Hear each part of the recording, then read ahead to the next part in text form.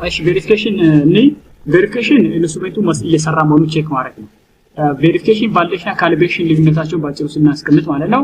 ቫሊዴሽን ላይ ካሊብሬት ምንድነው ኮንፊርም የሚደረጉ ፓራሜትሮች ብዙ ናቸው። እነሱ ለምሳሌ በምን ይጀምራል? በአኪዩሬሲ፣ በፕሪሲሽን፣ በሊሚት ኦፍ ዲቴክሽን፣ ስፔሲፊሲቲ፣ ሊሚት ኦፍ ኳንቲፊኬሽን፣ ሮበስትነስ፣ ሬንጅ፣ ሊኒያሪቲ 8 ነገር ቫሊዴት ይደረጋል ማለት ነው። ኢን ዘ ኬዝ ኦፍ ካሊብሬሽን ላይ ግን ኮንፊርም የሚደረገው ምንድነው? አኪዩሬሲው ብቻ ነው። ግን አኪዩሬሲውና ምንድነው ካሊብሬሽኑና ቫሊዴሽኑ በትክክል እንዲመጣልን ግን መስራት ያለብን በፕሮፐርሊ በሚሰራ ኢኩዊፕመንት ነው። therefore ኢኩዊፕመንት ፕሮፐርሊ መስራቱን ቼክ ማድረግ ምን ይባላል? ቬሪፊኬሽን።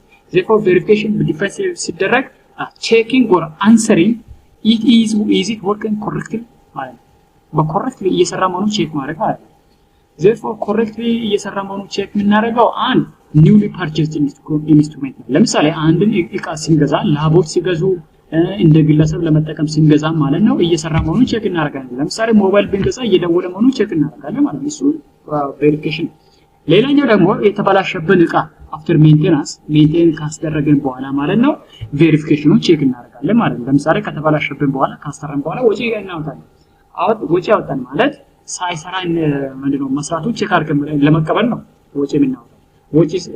ስለዚህ ቬሪፋይ የሚደረገው ኒው ኢኩዊፕመንት ይደረጋል። ኒውሊ ፐርቼዝም እንደዛ ከዛ ቼክ በማድረግ ቼክ አስደረገን እንወስዳለን ማለት ነው። ለምሳሌ ኪሎሜትር ከተበላሸብን እሱን እንደዛ እናደርጋለን ማለት ነው።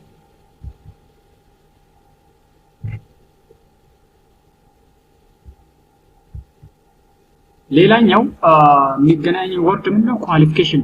ኳሊፊኬሽን በሶስት ደረጃ ነው ቼክ የምናደርገው። ኢንስታሌሽን ኳሊፊኬሽን አለ፣ ፐርፎርም ኦፕሬሽናል ኳሊፊኬሽን አለ፣ ሶስተኛው ፐርፎርማንስ ኳሊፊኬሽን።